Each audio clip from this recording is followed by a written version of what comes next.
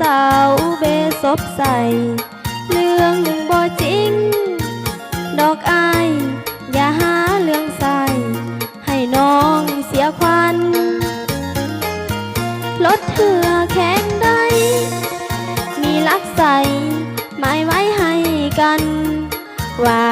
สนาสองคนเท่านั้นแข่งขัน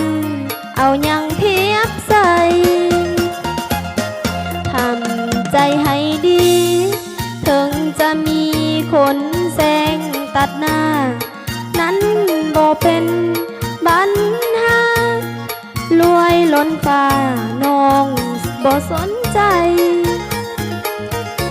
บ่มีความจริงเกิดเป็นหญิงฮักจริงกว่าภัยความหักจริงเป็นสิ่งบ่ตายพอเพียงแต่อายหักเดียวเท่านี้บ่จำเป็นมีเงินหลายดอกอายคนให้น้องพอ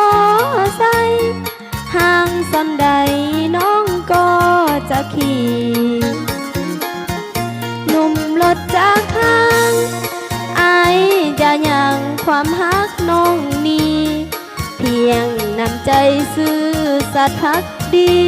เงินคำบ่มีอายอย่ากังวลน้องบ่เป็นคนเห็นแก่ตนเกินไปดอกอายชีวิตน้องหญิงชายทั้งสองภายพร้อมกันอดทนถ้าหากน้องแท้ให้เอาพ่อแม่มาขอหน้ามนต์น้องจะคอยอายอยากไปร่นอย่าน้ำตาหล่นแล่นนำรถทาง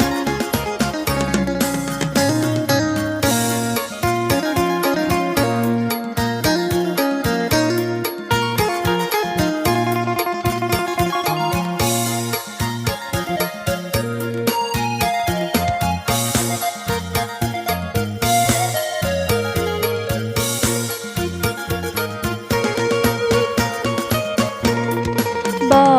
จำเป็นมีเงินหลายดอกอายคนที่น้อง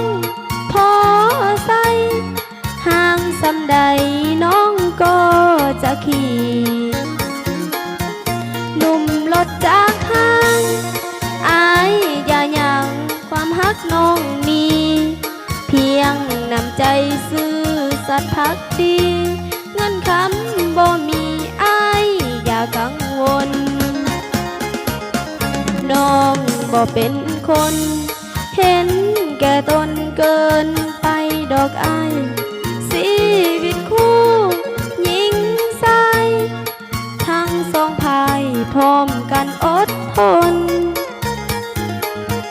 ถ้าหากน้องแท้ให้เอาพ่อแม่มาขอหน้ามนต์น้องจะคอยอายอย่าไปดนอย่าน้ำตาหล่นแล่นนำรถ